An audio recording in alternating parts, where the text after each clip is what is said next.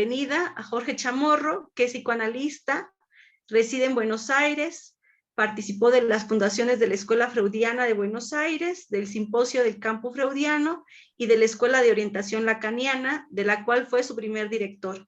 Es miembro de la EOL y de la MP, es docente del ICDEVA y de diversas instituciones y es autor de diversas publicaciones y habitualmente dicta conferencias y seminarios en distintos espacios.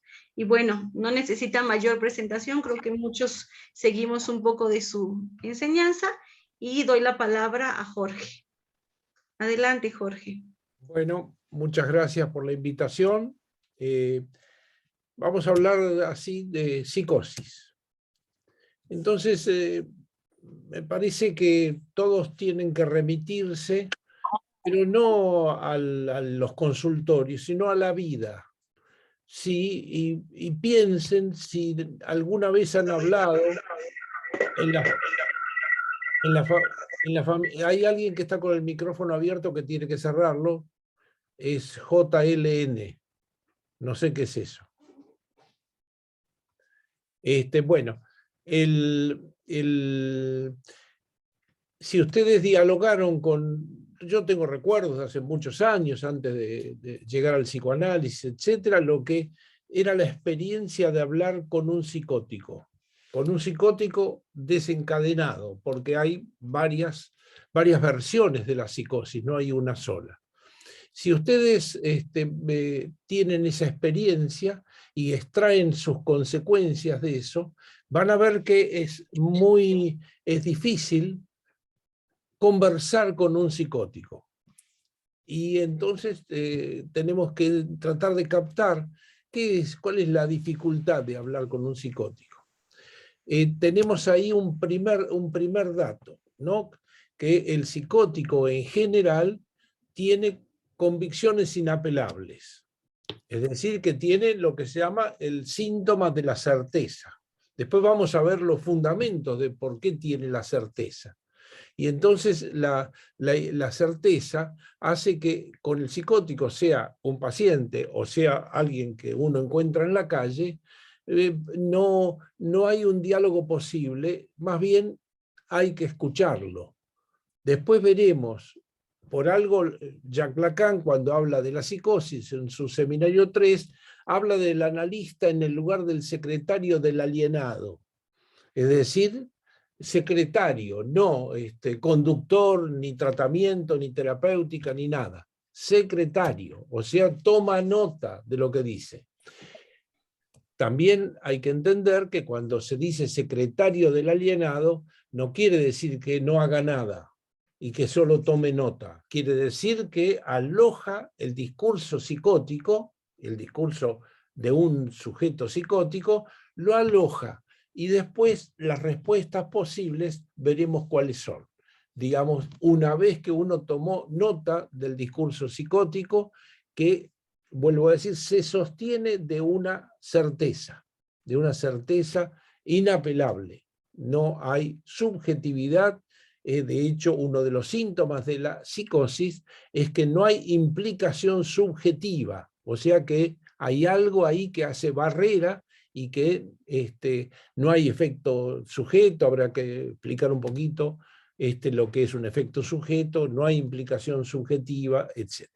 Todo eso que se dice, y podemos desarrollar algunas de esas cosas, está muy claro que el tema que hay es que como si el psicótico tuviera una coraza que implica su certeza. Entonces, también lo pueden aprender.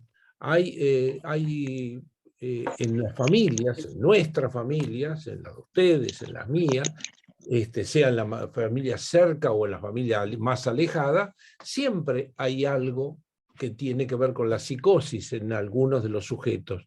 Y ustedes tendrán la experiencia de cuando, por ejemplo, un chico o un muchacho psicótico no está bien diagnosticado intuitivamente con la familia. La familia no reconoce ahí la psicosis, aunque no la piense como psicosis, la piensa como cosas raras que hace el chico, lo piensa como vago porque está en una cama y no hace nada, etc. muchas veces, yo digo un poco en broma, la palabra vago, o la palabra, no sé si se emplea en el mundo de ustedes la palabra vago, pero es alguien que no trabaja, que no hace nada. Ese es NJN, por favor, el micrófono.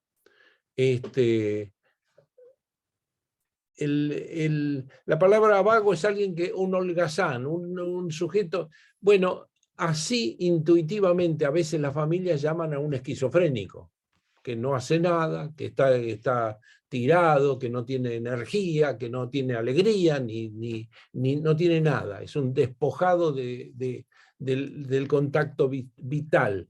Y Freud, ¿cómo lo llama eso? Introversión de la libido, o sea, la libido en vez de estar conectada al mundo está al propio sujeto. Y entonces esa introversión muchas veces es confundida con un holgazán, con alguien que no trabaja, que no está interesado en nada, etc. Es muy interesante y muy importante cuando uno entrevista a los padres de un chico con estas características, que lo tratan y conviven con él como si fuera un chico normal, habitual, digamos. Se enojan, lo sancionan, etc. Recuerdo una vez que vino a verme una chica de 15, 16 años que me dijo, sanciones y castigos por parte de los padres de que le impedían salir en los próximos 2 años. Como era una chica que no respondía a los pedidos o exigencias paternos ni maternas, la sancionaba. Primero la sancionaron por una semana, después por un mes, por meses, o sea que estaba envuelta esta era la incorrecta interpretación de los padres, que la sancionaban como si la chica hiciera algo malo, o no respondiera no respondiera a los pedidos de los padres. Y por lo tanto, esa chica estaba envuelta en sanciones que la hacían pensar mala, indisciplinada, rebelde, que no hacía caso. Y era psicótica. Es decir, que era psicótica, que es impermeable al diálogo, a las amenazas, etcétera, etcétera. Por eso digo, muchas veces es importante para los padres poder transmitirles algo de ese rasgo. Yo uso una metáfora. Usted le está hablando a ese chico como si fuera de este mundo, y él es de otro, él habla en otra lengua. Yo no nombro psicosis ni nada de eso, habla en otra lengua. Sí, eso tiene razón, porque dice cosas raras. Sí, tiene cosas raras. Usted le está hablando como si usted fuera igual que usted y que yo. No se habla así con el chico es marciano, habla en otra lengua.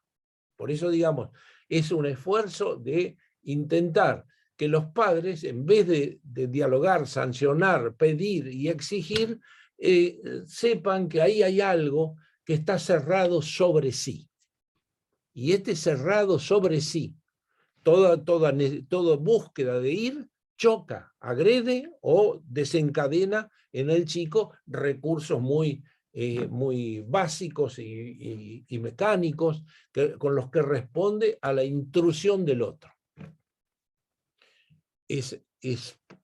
La intrusión del otro es una palabra clave para muchas cosas de la psicosis. La intrusión del otro es el fundamento, por ejemplo, es el fundamento de los desencadenamientos psicóticos, que es la intrusión del otro en un lugar donde tiene el sujeto una fragilidad, que no es subjetividad, es una inconsistencia de su estructura. Y cuando la intrusión viene por ahí, rompe y provoca eso que es sumamente grave en el campo de la psicosis, que son desencadenamientos.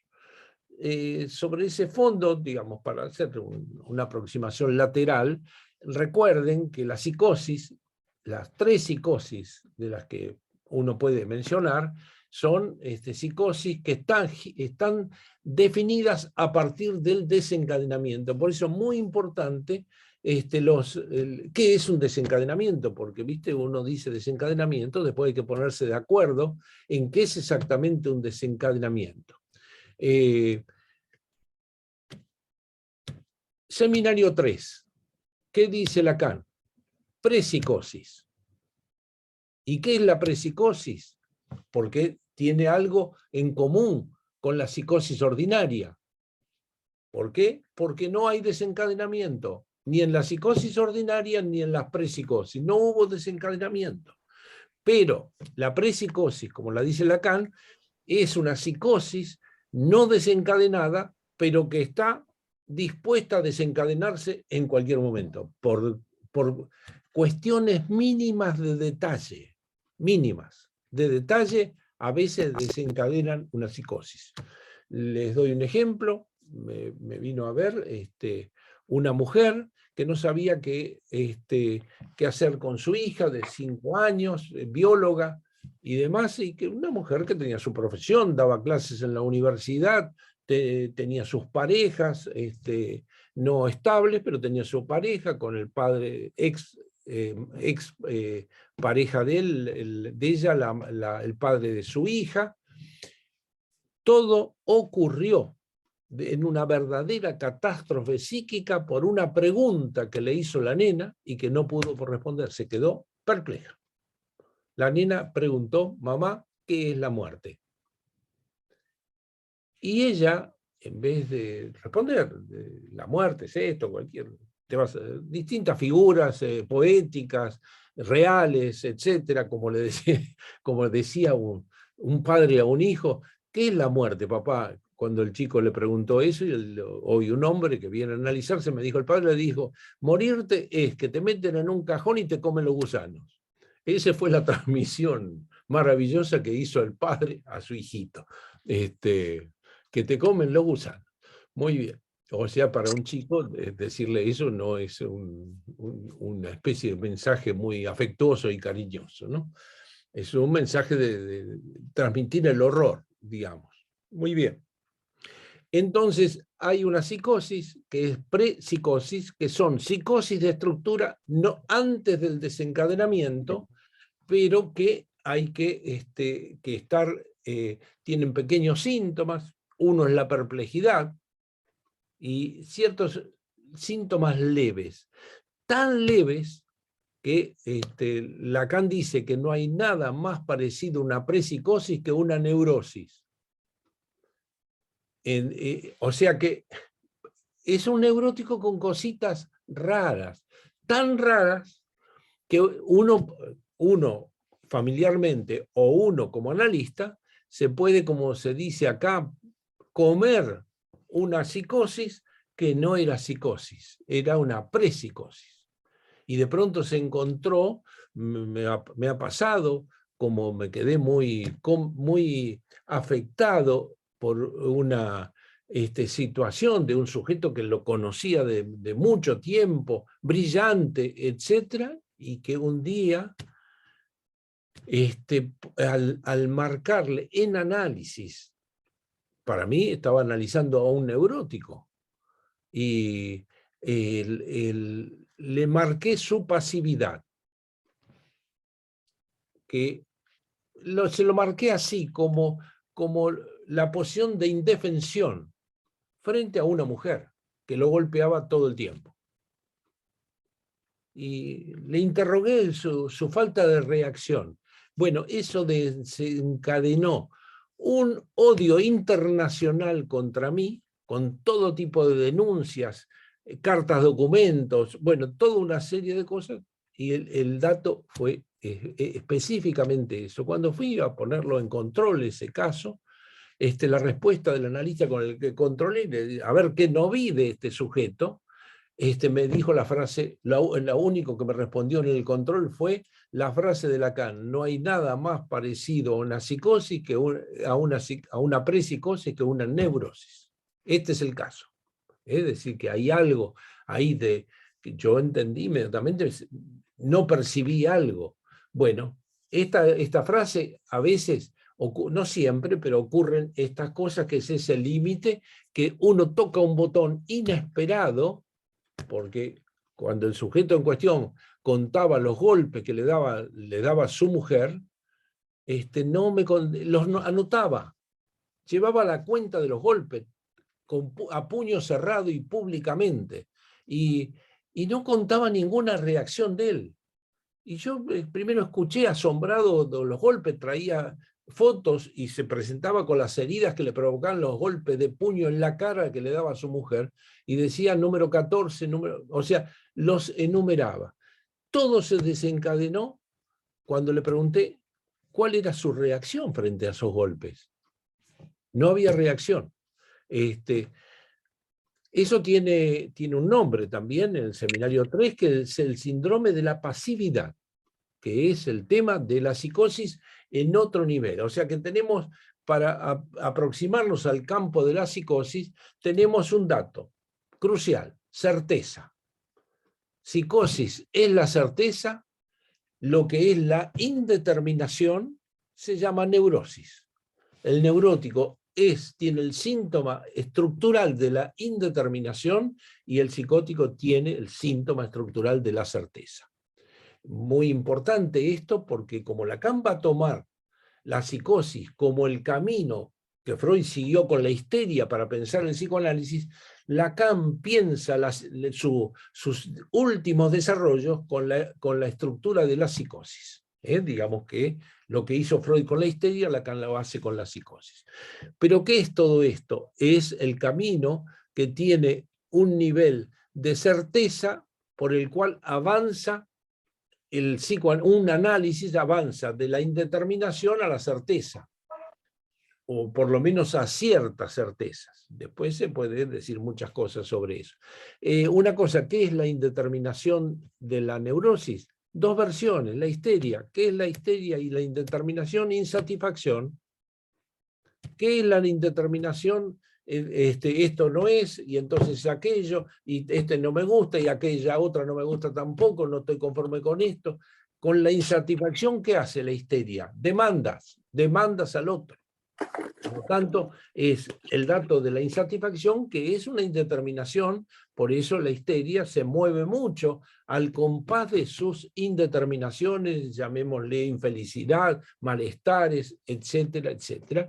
Y de eso desencadena, para tratar de ajustar el objeto a su satisfacción, empieza a desencadenar todo tipo de conductas, entre otras, empezar a recortar todos los amigos, familias de lo que tiene el hombre a su alrededor, que es primero la insatisfacción va rodeando al sujeto, y después la insatisfacción, cuando está ya...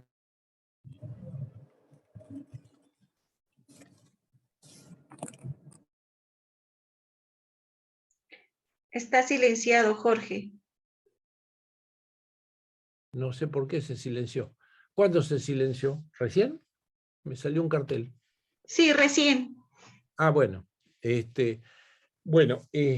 Entonces, decía dos indeterminaciones: insatisfacción en la histeria. Alguna vez, hace un tiempo, yo confundía la insatisfacción con lo imposible. No es lo mismo, ¿eh? No es lo mismo. Porque cuando uno escucha clínicamente a sujetos, uno va a hablar de insatisfacción, etcétera, y demás, y este es un tema de la histeria que está muy ligado a la insatisfacción. En cambio, en el campo de la neurosis obsesiva, lo imposible es otra cosa, no es insatisfacción, es, digamos, para decirlo en un ejemplo, un sujeto que me debía mucha plata en un análisis, con mi consentimiento, me decía que me iba a pagar con creces, me iba a pagar mucho más de lo que me debía.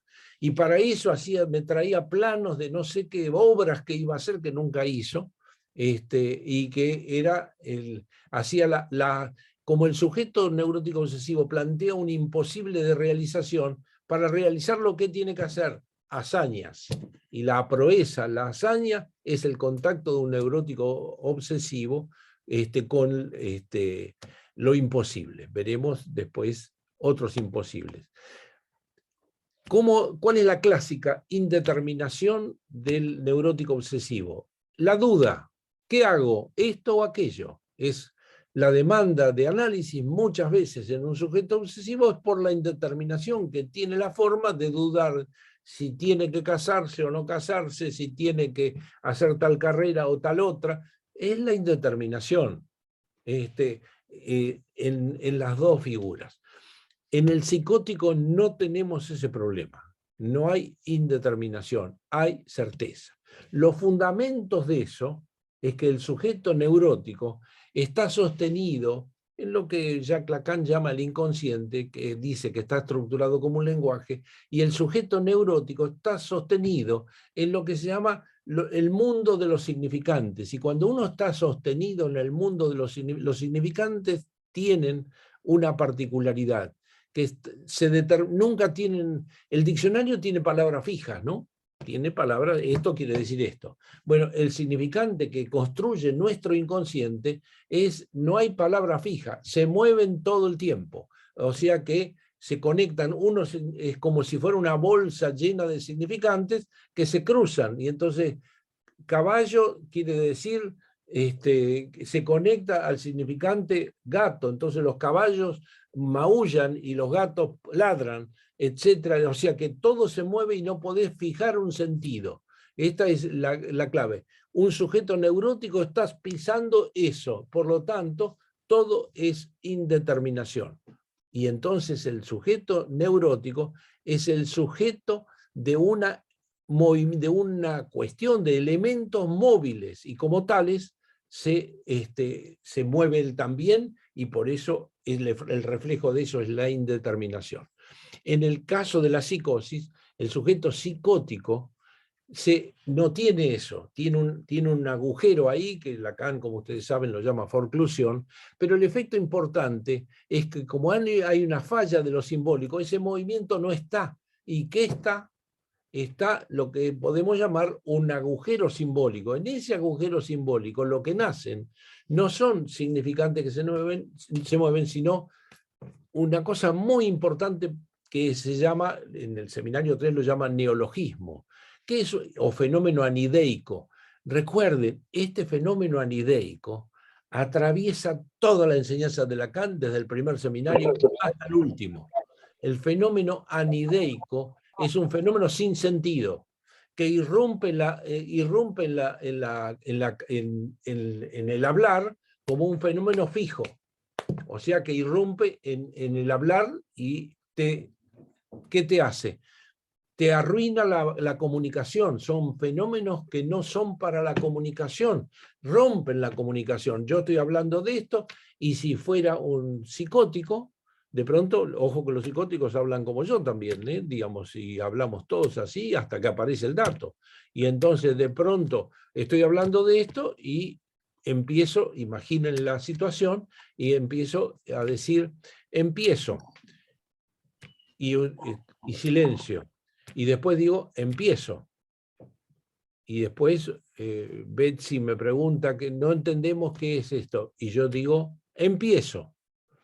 Esa reiteración de una palabra que empieza a perder sentido, porque como la repito y la repito y la repito, pierde sentido. Entonces, ¿qué quiere decir empiezo? Nada quiere decir, es un fenómeno neológico que no tiene sentido y que es lo que aparece como irrupción en la psicosis, y es lo que determina la certeza de un psicótico, que no se mueve, sino que está fijado a eso, pero que no está totalmente localizado en esos puntos, llamados neológicos.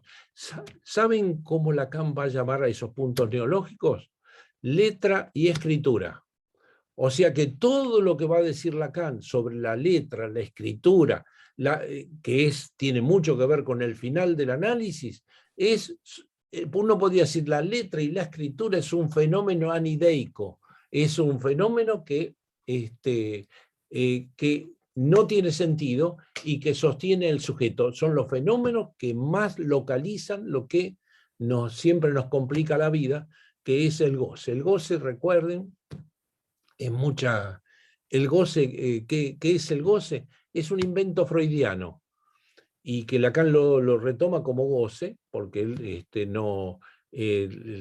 Freud no usa el goce, esa categoría. Es una satisfacción inconsciente que nosotros la vivimos como displacer.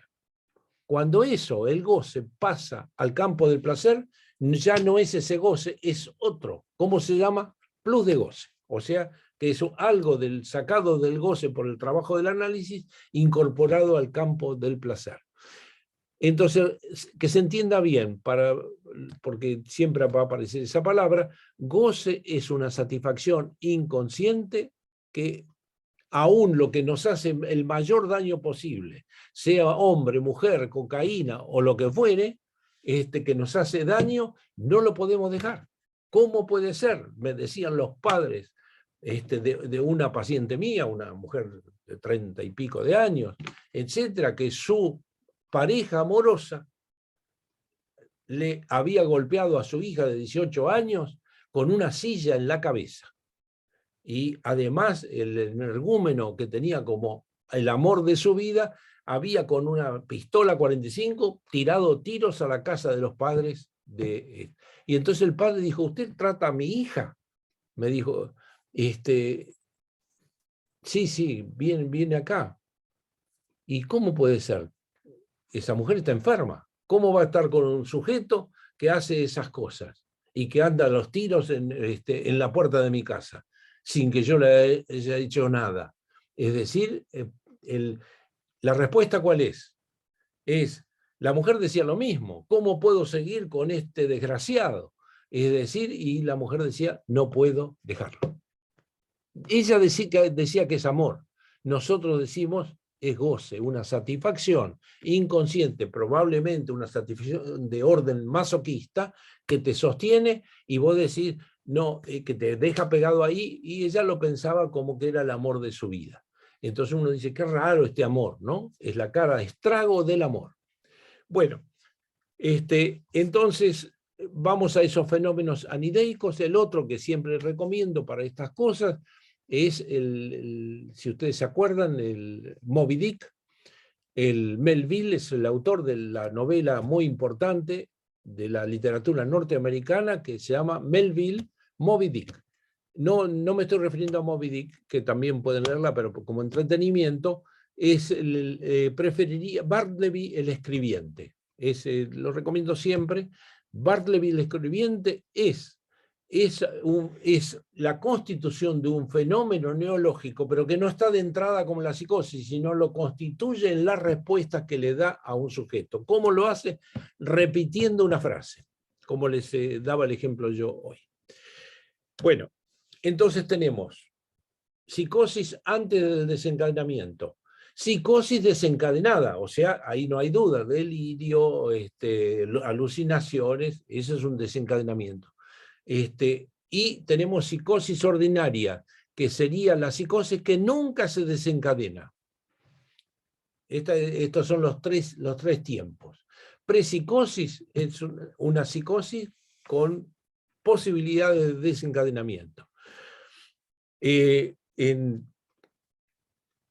esas posibilidades de desencadenamiento puede ocurrir, como ya les dije. Entonces, ¿qué es un desencadenamiento? Recuerden, el dato del desencadenamiento, que es una gran diferencia con la psicosis ordinaria, es que a partir de un desencadenamiento es equivalente, no es sinónimo, pero la estructura parecida al desencadenamiento, ¿saben cuál es? Es lo que Lacan llama el acto. ¿Qué es un acto? El acto, Lacan lo diferencia del pasaje al acto y del acting out. El acto es a partir de lo cual el mundo para el sujeto no es igual. O sea que cambió el mundo.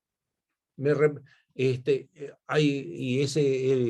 lo ejemplifica con el suicidio ritual japonés que se llama Harakiri, con su segundo tiempo que se llama Seppuku. Es decir, de eso no hay retorno. De un acto no hay retorno. Por eso siempre decimos el acto. Javier, cerrá el micrófono. Escucho voces, si no, es por mi equilibrio psíquico.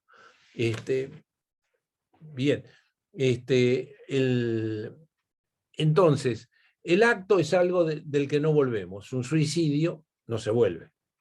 Es más, Lacan dice, un suicidio por accidente, quiso hacer un suicidio un poco y se mató, es un acto, porque de ahí no se vuelve.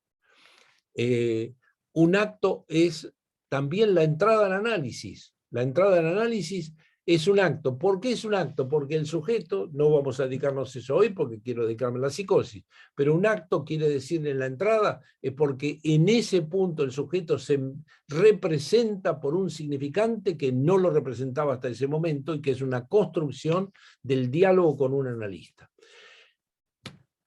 El desencadenamiento tiene la misma estructura que el acto. Después que hubo un desencadenamiento, el mundo fue otro, cambió, no es lo mismo.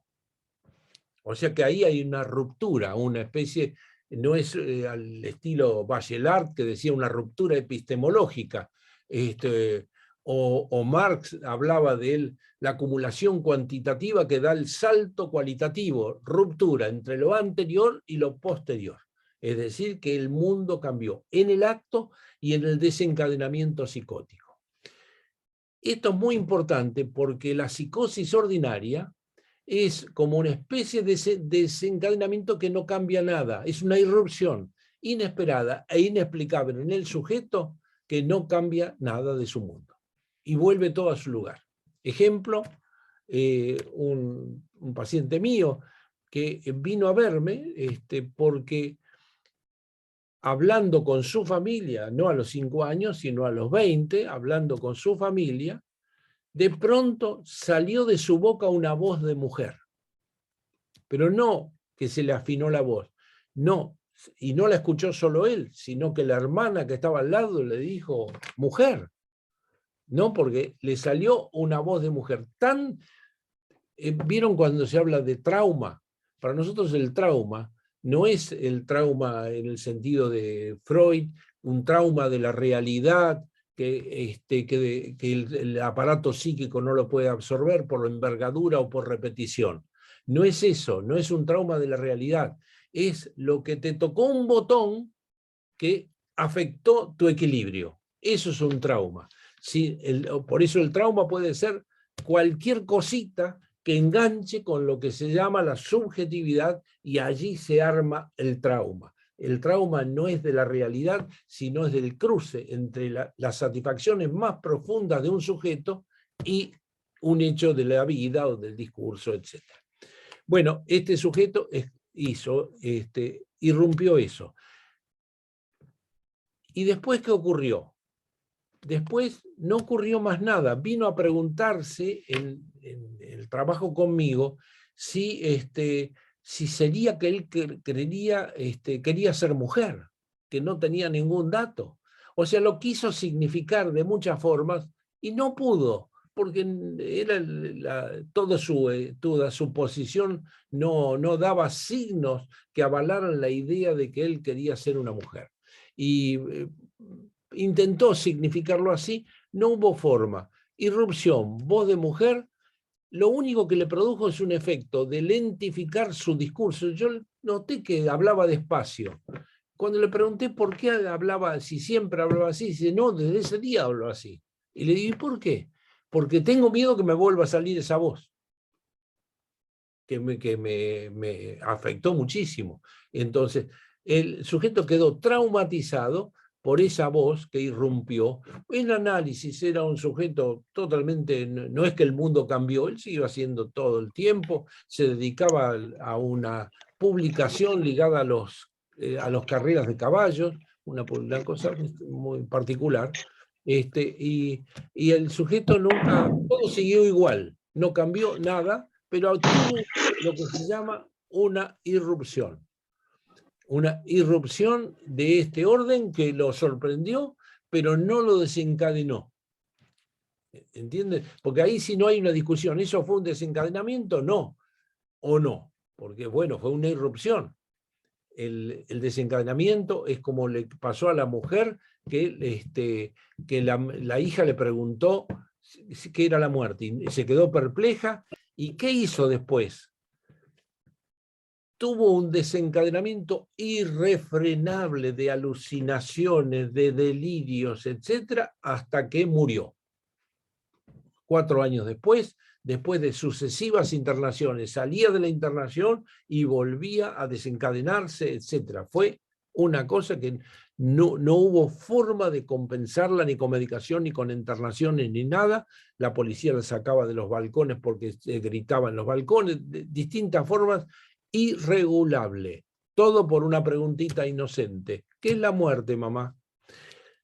O sea que el mundo de ella ya no pudo trabajar más, todo cambió en su vida, etc. Eso es un desencadenamiento, y eso, cuando no es un desencadenamiento, es la esencia de lo que es un acto. Entonces, eso es psicosis ordinaria. Un mini desencadenamiento sin cambio del mundo. Queda ahí localizado y todo queda en equilibrio, no altera su posición. Bueno, el otro dato que quería mencionarles, que es un dato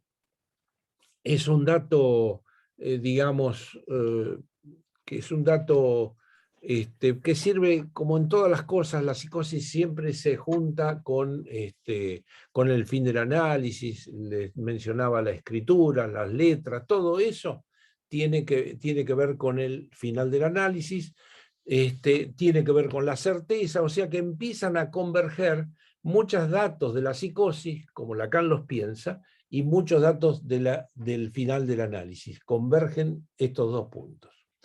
Recuerden que hay un seminario que hace Miller, y es el motivo del próximo encuentro internacional, que es Todo el mundo es loco, digamos. O sea que todo el mundo es loco quiere decir que hay algo de esto que mencionamos de la psicosis que está en todos nosotros. Hay un cantante brasileño que dice: mirado de cerca todos somos anormales. Por eso digo, esta es una cuestión que va a trascender. Para terminar con ¿cómo culmina esto, la enseñanza de Lacan? Que no hay una clínica diferencial, no hay psicosis y neurosis, se llama la clínica continuista. ¿Y cuál es la clínica continuista? Se llama síntoma. El síntoma, como lo llama Lacan, es transclínico, es decir, es para la neurosis y para la psicosis. Dicho en castellano, sin dar tantas vueltas complicadas, es decir, es como cada uno se arregla con lo que lo desborda, con lo que los excede. ¿Vieron esas personas que dicen, no puedo más? ¿Eso qué quiere decir? Bueno, es una persona a lo mejor angustiada, etc. Ese no puedo más quiere decir algo se desregula en mí que no lo puedo regular. No puedo parar de pensar, dicen otros. No puedo parar, no lo puedo regular. Todo eso que no puedo regular, lo que escapa a mi regulación, lo que me irrumpe, todo eso es lo que es un desalojo de eso que llamamos goce, y que es esa satisfacción inconsciente que produce todo tipo de síntomas que no son regulables. Síntoma quiere decir, cada uno se arregla con su goce e inventa cosas para regularlo y localizar ese goce que irrumpe. Bueno, lo otro que les quería agregar, que es, si los que tienen más historia en el campo de la psicosis, y tomando los dos textos de Freud, neurosis y psicosis, y la realidad en la neurosis y en la psicosis, los dos textos que siempre están juntitos, la realidad es muy importante para Freud y para Lacan, y Lacan cambia todo esto. ¿Cómo lo cambia Lacan? Que Lacan pone entre el sujeto, entre nosotros y el mundo, pone una barrera, como se llama la barrera que hay en Australia, la barrera tiene un nombre. ¿Cómo se llama la barrera en Australia? Que está en el mar. Tiene un nombre preciso. La barrera de coral, la gran barrera. Eso, la barrera del coral, la barrera del coral. Bueno, la barrera del coral en Lacan es la estructura del lenguaje. Entre nosotros y el mundo está eso. Todo eso cambia, eso termina en todos locos, porque todos deliramos. En la neurosis, los neuróticos pensaron que no deliraban. Lacan dice, todos deliran, todos interpretan la vida con sus fantasmas. Los neuróticos y los psicóticos también. Nadie lee la realidad en forma directa. Acá está muy fuerte la idea de que los diarios relatan cosas que no son ciertas, que son ideológicas, que cada uno interpreta en los diarios, este diario interpreta de una forma y este... Bueno, y hay un expresidente decía a un diario que decía del diario Clarín miente. Era un engaño, porque todos mienten. ¿Qué quiere decir? Que todos son interpretaciones de los hechos. Lacan en Seminario 23, que se llama El Sintón, justamente, dice, ¿qué es la historia? La historia es un fantasma. ¿Y cómo? Los hechos vividos y recordados están interpretados con el fantasma de cada uno. Por eso es lo que se llama un acontecimiento. ¿Los psicóticos, pregunta alguien, tienen fantasma? Sí, hay una relación. El lugar del fantasma lo tiene el delirio, digamos, y tiene una especie, hay un texto de Miller dedicado al fantasma en la psicosis, que está en la clínica lacaniana, que es el texto donde están tomados todas las intervenciones de Miller en España. Allí está un texto chiquito de 2 páginas donde habla del fantasma en la psicosis. Que, digamos, por supuesto tiene una connivencia muy significativa con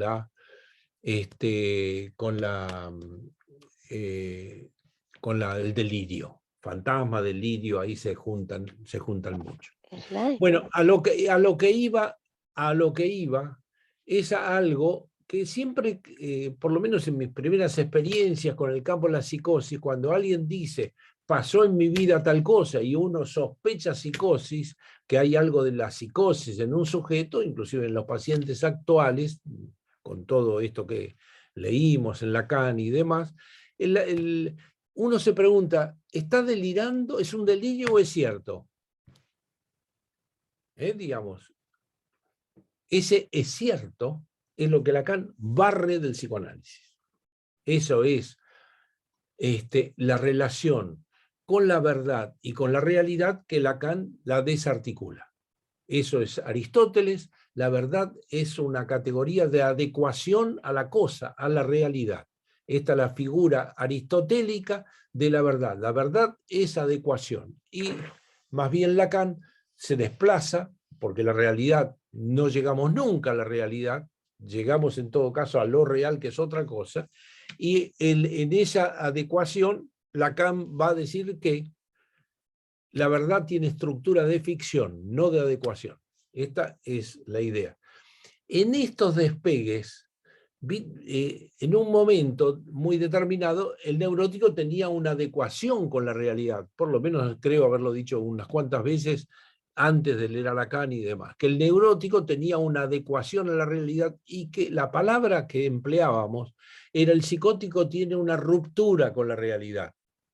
Hay una ruptura y en el lugar de la ruptura el sujeto delira y construye una realidad que no tiene nada que ver con la realidad. Ese es el psicótico, pero el neurótico no. El neurótico no tiene la ruptura con la realidad, tiene desacomodamientos.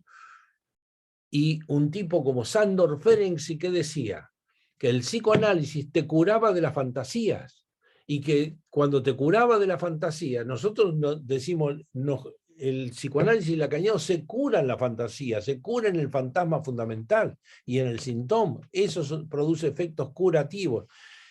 Para Sándor Ferenczi, discípulo, digamos, privilegiado de Freud, porque Sándor Ferenczi se ocupó mucho, más que todos los demás discípulos de Freud, de la posición del analista y de la infatuación de los analistas, que es un dato que nos rodea, la infatuación de los analistas. Bueno, todo esto, hay un pequeño artículo de Sándor Ferenczi, la naturaleza del fin del análisis, del final del análisis. Cuando puedan leerlo, es cortito, no es Lacan, se entiende todo, etc. Y lo que va a decir es que el análisis te cura de la fantasía, y cuando te cura de la fantasía, ¿qué ocurre? Es que ves la realidad tal cual es. Te saca la nube, te saca la intermediación. Y entonces, cuando el analista, ¿quién es un analista? El que se analizó. ¿Y qué hizo el analista? Suspendió la fantasía. Entonces, ahora es la buena medida de la realidad. Y entonces eso construye la figura del analista amo, que define lo que es bueno y lo que es malo, lo que es la realidad y lo que es delirio. Este movimiento empieza, este movimiento que hace Lacan, pone entre nosotros y la realidad la estructura del lenguaje. Cuando pone la estructura del lenguaje, la realidad no se esfuma. Lo pone casi como un efecto, el sentimiento de realidad, que por supuesto la histeria, que tiene mucha fragilidad respecto de eso, lo sufre ese sentimiento de realidad cuando tiene fenómenos de despersonalización y de desrealización, que son los fenómenos límites con la esquizofrenia. O sea que ahí hay un límite que es despersonalización, es no me reconozco en el espejo, me siento raro, me veo un ojo torcido, esas cosas que nos pasan a todos cuando nos miramos en el espejo. Y desrealización es ese efecto que a veces produce la marihuana, que es sentir que está alguien que fuma marihuana y está en una reunión, de pronto siente que la escena se le aleja un poco. Y entonces eso se llama desrealización, me desencajo de la realidad. Bueno, lo que Lacan va a decir de todos estos fenómenos, que son fenómenos provocados por el lenguaje. Entonces, ustedes cuando puedan leer un texto que va a hablar de esto, que se llama La psicosis está en dónde, no en la ruptura con la realidad, y si no está en la ruptura, ¿dónde está? En el texto. O sea que está en el texto está la psicosis, y Lacan avala eso en uno de los últimos escritos de Lacan, muy difícil, pero habla del decir psicótico. Ruptura con la realidad tiene todo sujeto, porque está marcado por el significante. Siempre me llamó la atención en algunos de los viajes que hice a la India, donde yo tenía la sensación que el sujeto de la India, el hombre indio, entre la realidad y su posición, cuando conversaba con algunos de ellos, universitarios y demás, estaban los temas de las tradiciones que enmarcaban toda la realidad de ellos, y además las creencias religiosas. Cada sujeto de la India tiene su Dios. Y todo tiene, o sea que entre la realidad y un sujeto de la India, pues seguramente no todos, pero muchos, conocí 10 universitarios, los 10 o cuando no seguían a Shiva, llevaban a otro, o sea, cada uno tenía su Dios, sus tradiciones que respetaban, todos casados por acuerdo de los padres, todos. Y además yo dije, che, ¿no será esta la verdad de la cuestión? Porque todos casados y felices conocieron a sus parejas el día antes del casamiento. Hasta ahí se encontraban padres, es un procedimiento extraordinario. Yo digo, esto me parece que hay que imponerlo en nuestro mundo. Es decir, porque los padres, si ustedes tienen un hijo casadero de 20 años, 25 años, etc., y conocen una familia que tiene una hija equivalente de esa edad, se invitan las familias primero y conversan a ver si son compatibles, o los hijos ellos creen que son compatibles. Y durante un año hacen todo ese trabajo, de conversación. Pero no solo eso, invitan a primos a que testimonien de uno, del otro, de un lado y del otro, y se pongan de acuerdo si se llevarán bien o no. Y después a los amigos, etc. Y cuando todos coinciden que esa puede ser una buena pareja, los novios son invitados a casarse y se conocen el día anterior. Esa es lo que me transmitieron.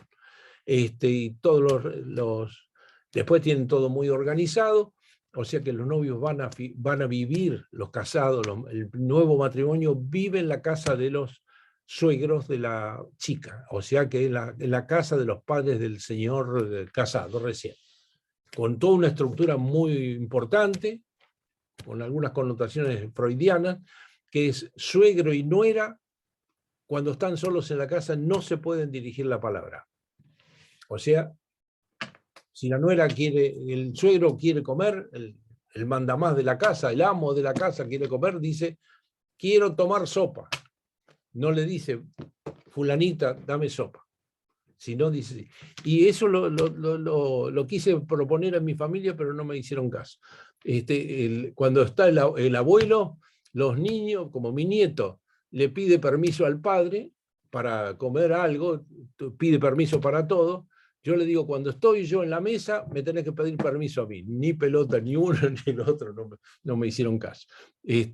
Porque allá, cuando el padre, el hijo y el nieto están en la mesa, el nieto no se puede dirigir al padre, se tiene que dirigir al abuelo. Y el padre tiene que quedarse callado y cruzado de brazos. El nieto puede decir, ¿puedo hacer tal cosa? Y el abuelo contesta, sí. Y el padre no es consultado. Yo dije, esto es ideal. No hubo caso, no lo conseguí. Bueno, entonces, este texto donde Miller es un texto chiquito, lo pueden consultar, es muy chiquito, y hay un trabajo dentro de un trabajo de Miller que dice eso. La psicosis está en el texto. ¿Saben dónde está la diferencia de la psicosis está en el texto? Especialmente en la relación que tiene el sujeto con el texto. El psicótico tiene axiomas que Freud desarrolló. Él me ama, en la erotomanía, él o ella me aman. Si ustedes vieron, es muy interesante. Si han conocido una persona erotómana, pueden aprender de las personas histéricas presentes que hay un rasgo de la histeria que es erotómana, es decir, que se siente amada. No siempre, pero se siente amada, y este rasgo está especialmente en la mujer histérica. El otro me ama. Este axioma, si pensamos en la erotomanía, él me ama, o en la paranoia, él me odia, el mundo me odia, el otro me odia y me ataca y me dice todo a mí, es decir, estos son axiomas que van pegados al sujeto y no son levantables, forman parte del ser del sujeto. La psicosis está en el texto axiomático donde el sujeto construye un mundo sin poder alterar ese axioma. Esto, dice Miller ahí, es la diferencia entre el psicótico, que tiene pegado el axioma a su ser, y el lógico y el psicoanalista. El lógico y el psicoanalista tienen axiomas que cuando no les funciona, lo cambian. O sea, ¿qué es un axioma de un lógico? Bueno, un teorema que parte de un axioma, y cuando el teorema no funciona, lo cambia, pone otro axioma y hace otro teorema. No es su persona, no está pegada al axioma. En el psicoanalista, ¿qué es? ¿Cuáles son los axiomas del analista? La interpretación. Es decir, que cuando el analista interpreta por la cita en unas primeras entrevistas y va siguiendo esa cita todo el tiempo hasta que llega a la entrada en análisis y al síntoma analítico, si la interpretación por la cita no produjo efectos, lo cambia por otro que le propone el discurso del paciente. O sea que los axiomas del lógico del psicoanalista son móviles y cambiados de una forma o la otra cuando no le funciona. El psicótico no lo puede cambiar. Entonces, si ustedes han visto una mujer, por ejemplo, erotómana, que decía, tenía una pareja, el amor de su vida, se sentía amada por él, etcétera, etcétera. El sujeto finalmente se separa. Ella dice, para darme celos. Pero el sujeto no solo se separa, y 5 años después se casa con otra, lo hace para darme celos. Y si tiene hijos y otra familia, etcétera, y no la ve hace 6 meses o 2 años, la sujeto dice, todo eso es porque me ama. O sea, significa con el axioma todos los actos.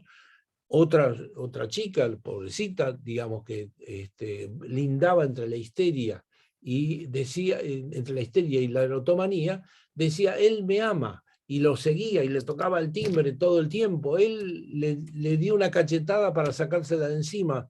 Es el amor que me tiene, por eso me pega. Y finalmente le dijo, vos me das asco.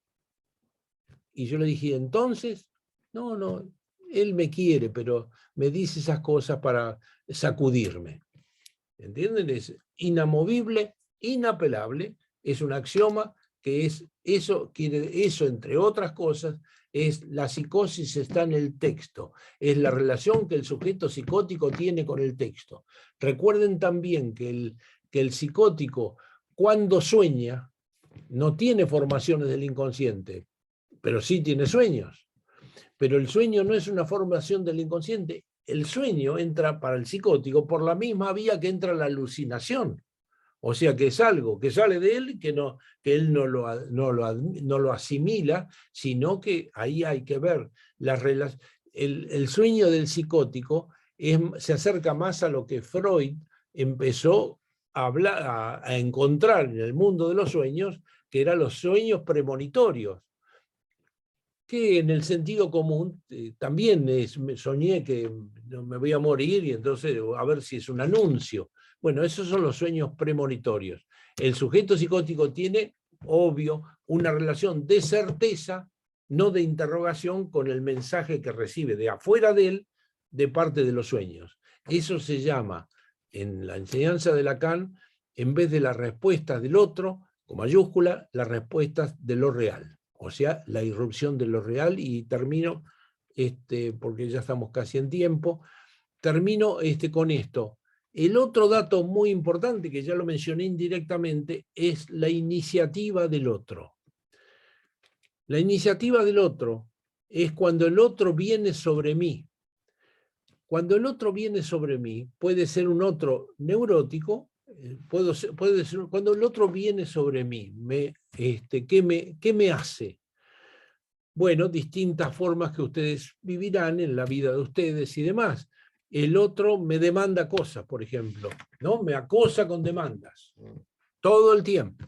Entonces, de pronto es la iniciativa del otro. Recuerden que hay un sujeto neurótico que vive de esas demandas, que es, las demandas le han hecho constituir su vida. Se llama neurótico obsesivo. Es un sujeto demandado. Y entonces es un sujeto que construye su mundo con demandas de los otros.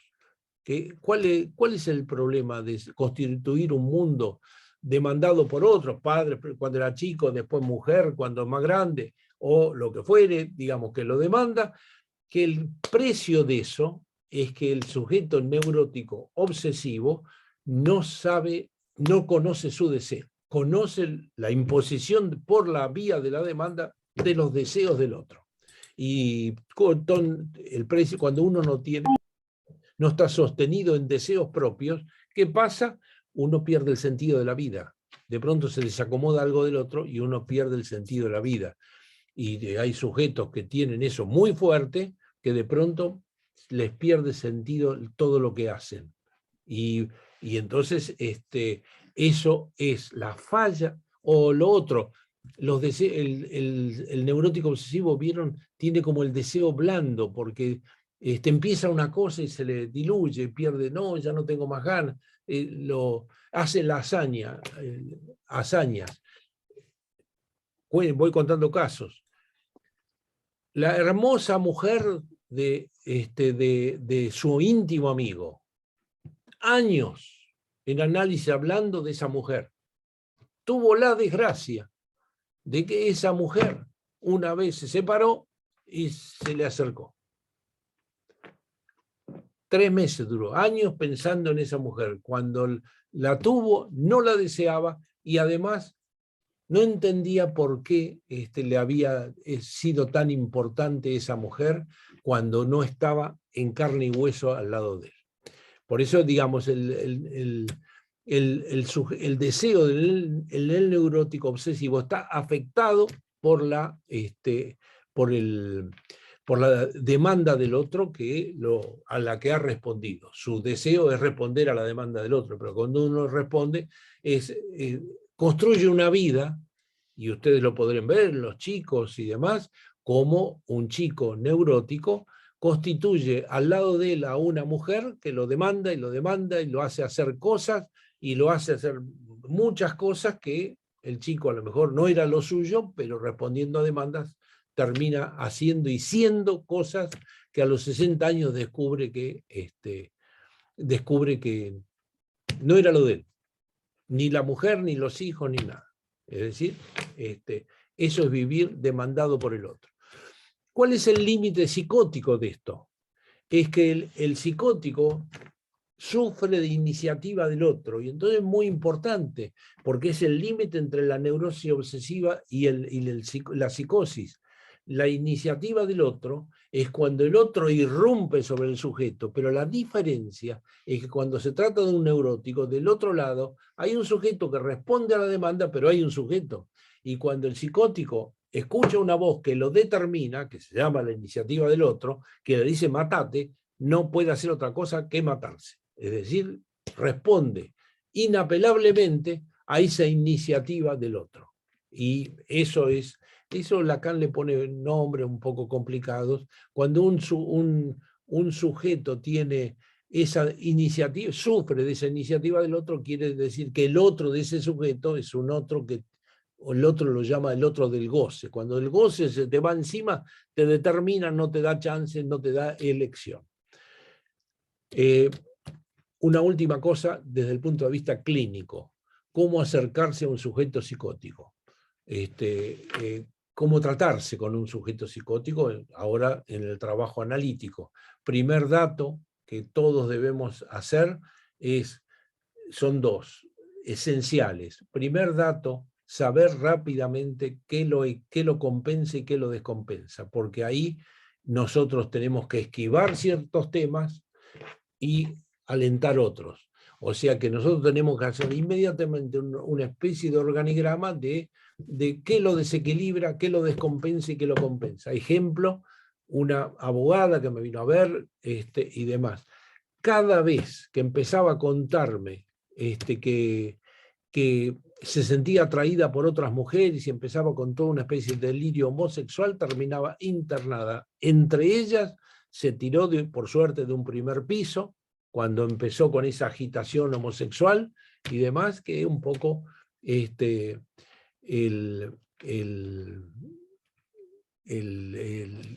relación entre homosexualidad, psicosis que Freud trató, y Lacan también, con el empuje a la mujer, pero bueno, son cosas que habría que profundizar un poco. Bueno, esta mujer con ese tema se descompensaba todo el tiempo. Entonces uno aprende inmediatamente por dónde va, para alentar algunas cosas y desalentar otras. Este es el primer movimiento. Si no, estamos como, no sé, hay un dicho acá que se llama como perro en cancha de bochas. Lo contrario de eso es como pez en el agua. ¿Entienden? O sea, estamos desorientados, no sabemos para dónde ir, cuando especialmente el sujeto psicótico está en un desequilibrio peligroso. Entonces es muy importante ubicarse de inmediato respecto de la cuestión de la psicosis. Lo otro que debemos lograr y que forma parte de la construcción de la transferencia de un psicótico, se discutió mucho si hay transferencia. Si no hubiera transferencia, hay una transferencia particular, pero si no hubiera transferencia no se puede trabajar. Sin transferencia no, el analista, es más, cuando el sujeto psicótico no confía en el analista, no hay transferencia, no hay nada, y entonces se desarma todo.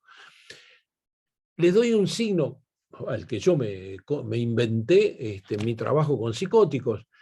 Es muy importante que el psicótico se sienta alojado en su psicosis, que no sienta que lo toman por loco, por lo cual no se trata, por ejemplo, de no desmentir los padres cuando el psicótico, o los amigos, cuando el psicótico dice ahí pasa tal cosa, le dicen, no, mira, no es así. Bueno, esta corrección es lo que el analista debe evitar. Me pasó justamente, mañana la veo de nuevo con una mujer que no conocía, vino a la primera entrevista y cometí un error, me di cuenta después, porque alguna palabra que dije alteró toda la transferencia, por lo menos en ese momento, porque fue una situación muy caótica. Ella sintió que yo le tomaba como un delirio las cosas que decía del padre, ¿no? Y eso la desencadenó a los gritos en mi consultorio, que no se iba a ir, que esto, que lo otro. Y bueno, se despidió y a los 2 meses me volvió a llamar. Y ahora la voy a ver mañana de nuevo, con la sensación de que ella tiene que sentir y yo tengo que hacer todo lo posible para que esa persona sienta que solo conmigo puede hablar del delirio, que los demás o se ríen o no le creen. Entonces tenemos que no avalar el delirio, pero que ella tenga la confianza de que nosotros somos investigadores de delirio, no amos de lo que es delirio y lo que es realidad. ¿Entienden? Por eso es muy importante esa sensación de que solo lo conseguí muy fuertemente con una mujer psicótica, pero una psicosis rara, porque en verdad tenía un solo elemento, fenómeno elemental, que era que ella se iba a suicidar. De hecho lo intentó 2 veces o 3 veces con 300 pastillas, entre los cuales 50 Rohypnol. Tenía una idea así inapelable de que ella se iba a matar. Y decía, estaba en la Polinesia, decía, esto es un paraíso, y pensaba, pero igual me voy a matar. ¿Y por qué quería matarse? Bueno, por no mucho argumento. Tenía un marido al que amaba y la amaba, y tenían sexo muy importante entre los dos. Tenía una carrera, era una mujer inapelable, era una ejecutiva de la obra más corrupta que tenemos en la Argentina, entre las muchas que tenemos, pero esta era la peor de todas. Y ella era una ejecutiva en el lugar de la corrupción, que es en compra y venta de cosas para la obra, que es una obra monumental, con otros países y demás, y ella no aceptaba coimas. Y entonces la llamaban los jefes, decían, por favor que suba la coima porque me van a echar a mí también. Y bueno, con ella no se podían meter, era inapelable en ese punto. Pero tenía esa idea. Yo y ella, el psiquiatra me decía, yo al bebé lo llamaba, al psiquiatra lo llamaba el bebé. El psiquiatra era el psiquiatra de electroshock en mano, que lo traía cuando ella me vino a ver. Si no, se lo saco, de hecho finalmente se lo saqué de encima. Me dijo, no le digo al bebé porque me interna. Si le digo que estoy pensando en matarme, va a internar. Si le digo a mi marido que se va, que me estoy pensando la posibilidad de matarme, me va a llamar al psiquiatra y me van a internar. Y conmigo yo le recomendaba, hablábamos de muchísimas cosas, por supuesto, pero en un momento empezamos a hablar del suicidio y yo le comentaba del suicidio japonés, y apareció una película de Virginia Woolf. Y entonces el marido, no la podemos ir a ver. Yo le dije, vaya a verla, pero no le diga a nadie, que quiero que la conversemos acá, esta película sobre el suicidio. De hecho, también le recomendé un libro de un escritor argentino muy importante que se llama Antonio Di Benedetto, que se llama Los suicidas, porque quiero discutir el tema con usted del suicidio japonés, y demás. Y hacíamos del suicidio un tema. Es decir, yo lo que apostaba a eso es que en esa trama de conversaciones sobre los suicidas, ella podía tomar una cierta exterioridad respecto de la iniciativa del otro, que le decía, me voy a suicidar. No, ella no lo escuchaba, sino que lo decía como un pensamiento de ella, yo me voy a suicidar. Bueno, eso, digamos. me parece el máximo clima que uno puede lograr con un psicótico, que sea una conversación que solo entre nosotros dos puede tener, porque los demás no la van a entender, van a creer que está loca, etcétera, etcétera. Está loca, pero acá se le aloja la locura. Y esa confianza es la que se llama transferencia en la psicosis, a mi entender. Por eso digo, eso es muy importante. ¿Cómo lo llama Lacan a esto? Secretario del alienado. O sea que nada de meterse en el mundo, ni delirar con el paciente, ni escuchar, marcar algunas cosas y preguntar. Secretario del alienado no quiere decir no dice nada, dice de distintas formas. Y otro caso muy interesante de un muchacho psicótico que tenía la convicción, era una especie de erotomanía masculina. Todas las chicas más hermosas de la televisión que están acá, él entendía que le daban mensajes citándolo para que se acercara a ellas. Y él actuaba en consecuencia. Iba, averiguaba las direcciones, tocaba el timbre, las esperaba a la salida de la televisión y demás. Por supuesto, como las perseguían, al final se lo llevaba a la policía. Ese muchacho, que era un tipo que había escrito un libro sobre su psicosis, un pequeño librito sobre su psicosis y un librito sobre la farándula, como él la llamaba, bueno, hablando de él y contándome estas cosas y demás, yo en un momento le hice una pregunta, le dije, ¿cómo vos sabés cuál es el mensaje? ¿Qué dice la chica y a dónde escuchás el mensaje que yo no lo puedo escuchar? Le digo, yo escucho eso y no escucho el mensaje. ¿Vos en qué lo escuchás? Y me dijo, tiene razón, son hilaciones mías. Esa fue la clave entre lo que escuchaba y su hilación. Y a partir de eso, él y yo usábamos la palabra hilación para lo que entre nosotros podríamos para decir el fantasma propio. Él decía hilaciones, pero de las hilaciones él actuaba en consecuencia, pero al mismo tiempo, por esos misterios que tiene el trabajo analítico, de la mano de esas hilaciones, dejó de convocar. Acá había también una chica de la tele, como se las llama, todas muy lindas y demás, que muy drogadicta, y estaba internada por drogadicción, por un exceso de drogas, una sobredosis se la llama. Él fue a verla, pero no la vio a ella. No se metió ahí hasta que lo echaran, sino que dejó su tarjeta diciendo, díganle a esta mujer que si precisa mi ayuda, impresionante, yo digo, se curó. Dejó la tarjeta, no dejó su cuerpo pegado ahí queriendo verla y ayudarla, etc. ¿Y qué hizo? Se hizo demandar. Eso es un histérico.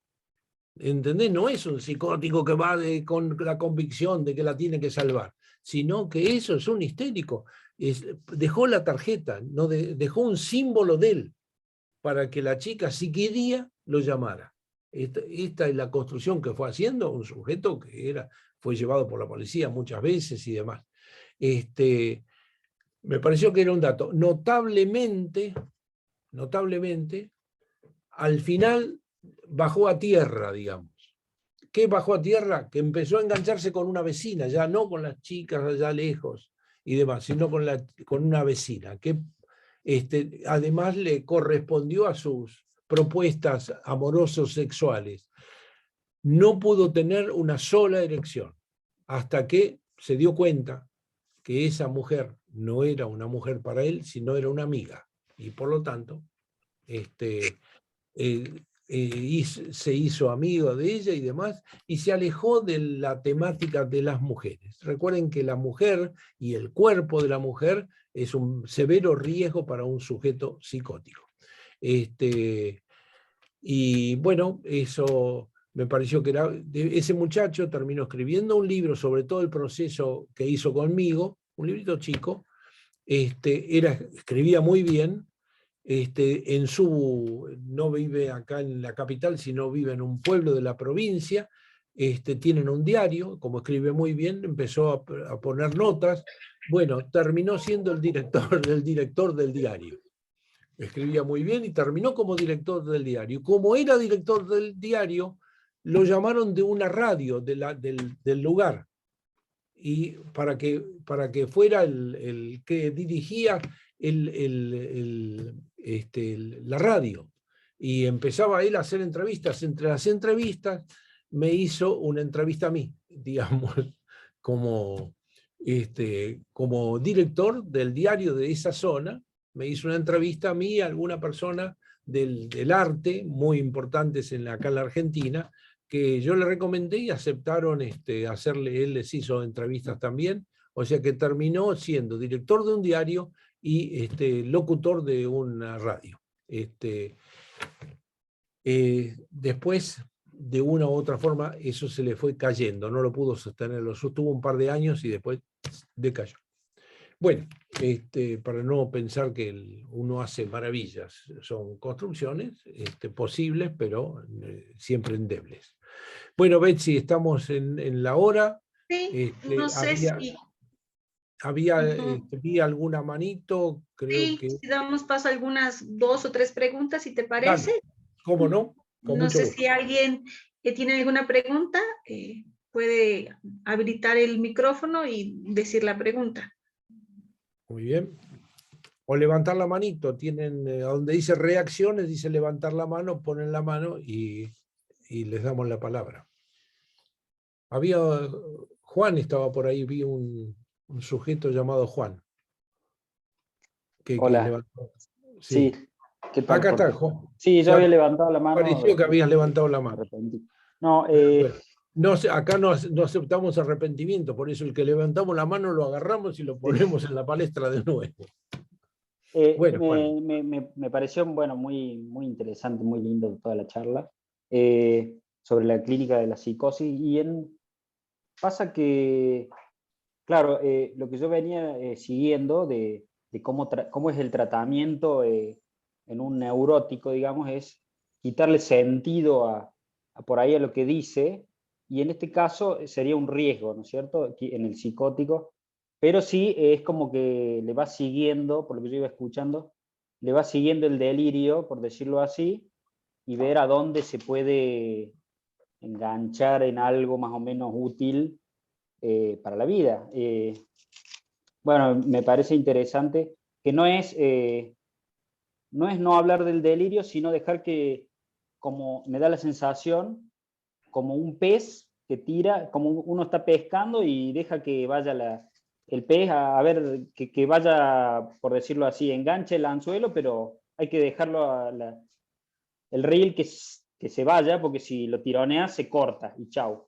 Es una figura que se me ocurre en este momento, como que hay que ir acompañando el movimiento del delirio, por decirlo de algún modo, ¿no?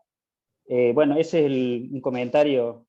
Sí, ojo, en la pesca deportiva, que se pesca con un hilito muy finito para que el pez, hay que cansar al pez, pero hay que acercarlo, hay que traerlo. No es que se lo suelta, sino no hay pesca ahí. Sirve una palabra muy conocida para nosotros en el campo del psicoanálisis lacaniano que se llama la operación reducción. La idea es concentrar el delirio, no que el delirio justamente, no que vaya para allá, que vaya, pero en tensión de traerlo a instalar al sujeto sobre lo que se llama los fenómenos primarios de la psicosis. Es decir, que le queremos dar, Lacan al principio lo llamaba metáfora delirante, o sea, hacer una metáfora donde no hay la metáfora natural de un sujeto que está enmarcado en el lenguaje, decía construir una metáfora delirante, que es una metáfora hecha de elementos primarios del delirio. Después eso lo transforma en un periodo menos simbólico, lo transforma en el síntoma, pero el síntoma el síntoma va para la psicosis y para la neurosis, o sea, va para todo el mundo. ¿Qué es el síntoma? Es una localización de una letra, no de un delirio. O sea que ahí hay una operación reducción y al fenómeno primario inapelable que Lacan llama neologismo, fenómeno anideico y todo esto, que es alrededor de lo cual se debe intentar localizar al psicótico. La dispersión lo enloquece y por lo tanto todo eso debe estar, o debemos tratar de anclarlo en los fenómenos primarios, letras, como las llama Lacan, que le den una consistencia más allá de la certeza inapelable que el sujeto tiene, pero que lo somete a todo el tipo de pasaje al acto, ¿no? Es decir, por eso es operación reducción del delirio y centramento del delirio en los llamados fenómenos primarios o fenómenos anideicos, que en versión lacaniana se llaman escritura y letra. Este es el producto, la orientación a tratar con el delirio. Otra cosa muy importante, dos comentarios. Una cuestión: la certeza psicótica tiene versiones no psicóticas, tiene versiones sociales, la certeza, que son tan inapelables como la certeza psicótica.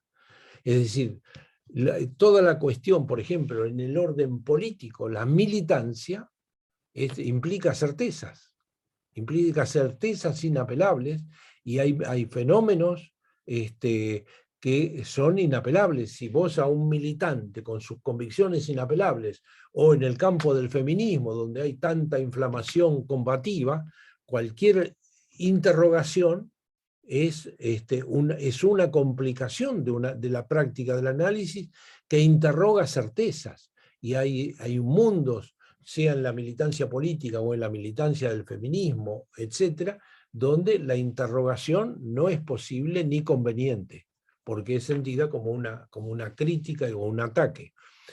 También en el mundo donde hay cosas que no se pueden tocar, como en el mundo árabe, la relación con Alá, etcétera, que no sé, como le pasó con Charlie Hebdo, es decir, que hicieron chistes sobre sobre el dios árabe, les costó la vida. Por eso ahí no va el psicoanálisis, ahí porque el psicoanálisis no interroga certezas de ser, interroga ideologías y demás. El problema es cuando el psicoanalista tiene ideología, ahí estamos complicados. Bueno, Santiago. Buenas noches, ¿se me escucha ahí? Sí. Muy buenas noches, profesor. Bueno, muchas gracias por permitirme estar en este espacio y buenas noches con todos también. Deseaba consultarle sobre esto del fantasma. ¿Qué opinión le merece a usted? ¿Cuál es un concepto, una manera más simple de entenderlo? Porque yo no, la verdad no tengo mucha noción sobre eso. Y preguntarle además si existe uno o varios y cómo es posible que un sujeto pueda enfrentarse con sus propios fantasmas. ¿Tiene que aislarse eso y ahí enfrentarse o cómo sería? Claro, Gracias. para entender, Santiago, para entender la relación con el fantasma, lo podés pensar en tu propia percepción de la vida y comparando con tu familia, con los amigos, etc. Y ahí te vas a dar cuenta que hay distintas formas de percibir el mundo. Esto es muy amplio, muy general, pero es el comienzo para percibir qué son los fantasmas. Hay personas que sienten que tienen mala suerte en la vida. Y otros sienten que su vida es siempre de suerte. Hay personas que sienten que el mundo los acompaña y hay otras que sienten que el mundo los ataca. O sea, podemos decir rasgos paranoides, distintas formas de vivirle el mundo. Vos pensá en todos los que conocés y fíjate cómo se tratan con lo otro. cómo se tratan con lo que les pasa en la vida, con las desgracias o los beneficios de la vida. Los que tienen como una relación con el mundo, que viven, que el mundo es amigable con ellos, las desgracias te las van a correr, no las van a centrar ahí, van a ver el mundo cuando lo favorece. Y esto es en muchos sentidos. Hay personas que tienen un espíritu alegre y otras tienen un espíritu combativo. Todas esas características y millones más, vos las podés explorar en cada uno del mundo, y debajo de esas percepciones del mundo está el fantasma. Cuando explorás eso y lo otro, es cuando, para los que tienen pareja, cuando en la pareja, suponete que vos tuvieras una pareja, y vos le decís a tu pareja, le haces una objeción, ¿no? Y haces una objeción a tu pareja. Santiago, ¿te escondiste? ¿Dónde estás? Desapareció Santiago. Bueno, acá se ve. Y acá. Bueno, acá volvió. Bueno, cuando vos ves a una pareja, como analista, que atendemos parejas, o vos y tu pareja, cuando vos ves una persona que uno le dice al otro, mirá, vos sabés que no me pareció bien esto que hiciste, y contesta, ¿siempre me criticás? Estamos en problemas. Esa es una persona que siente que la critican siempre, y que te va a responder desconociendo la crítica puntual que le estás haciendo, diciendo, vos sos un criticón, a vos, tu papá se debe llamar Baltasar Gracián, porque vos me criticás todo. Eso no le doy entrada. Y la peor de todas es cuando vos le decís, mirá, esto no estoy de acuerdo, y vos me decís a mí, y vos lo que haces, y vos es una persona que ve el mundo con una sensibilidad amenazante. Y una persona que puede escuchar las críticas del otro tiene otra relación con el mundo. Debajo de todo eso hay un fantasma que se llama fundamental. Lo que hay son fantasías. Hay múltiples fantasías. Miller la llama la selva fantasmática. Cuando vos explorás todo eso, finalmente todo eso converge en un núcleo, en un nudo, en una especie de nudo final que se llama fantasma fundamental, que es un fantasma que no estaba en el sujeto, sino que estaban todas las fantasías, las predominantes, etc. Y el fantasma fundamental es la precipitación, el efecto del trabajo sobre todas esas fantasías, que terminan en un fantasma fundamental construido en el análisis. No está dado de entrada. Se construye a partir del relato de las fantasías. Esta es la idea. La otra cosa, ¿cómo se hace con los fantasmas? En análisis lo que nos dedicamos es a que el sujeto perciba fantasmas. Suponete, un sujeto que dice, no fui allá y no me atendieron y me hizo acordar que mi padre me decía. Bueno, ¿el fantasma cuál es? Le dicen, le hacen, bueno, todas las figuras que hacen al fantasma. No, siento que no puedo hablar en público, siento que no puedo hacer esto, siento que mis amigas pueden y yo no. Todo eso, el analista lo recorta como fantasma fantasma de no poder, fantasma de no tener, ¿no? Es todo un tema el fantasma de no tener, de los que sienten que tienen y de los que sienten que no tienen. Por eso digo, toda esa fantasmática, el discurso, como nosotros trabajamos sobre el discurso te construye fantasmas todo el tiempo. ¿No? Digamos, entonces, no estaba pensando en qué fantasma estuve desarrollando yo al hablar de todo esto. No estuve demasiado atento al escucharme, pero el que me escuchó puede registrar perfectamente cuál es mi fantasma o mis fantasmas con los que transmito al hablar. Todo el tiempo se puede entender las repeticiones. Por ejemplo, dije varias veces, ustedes deben saber.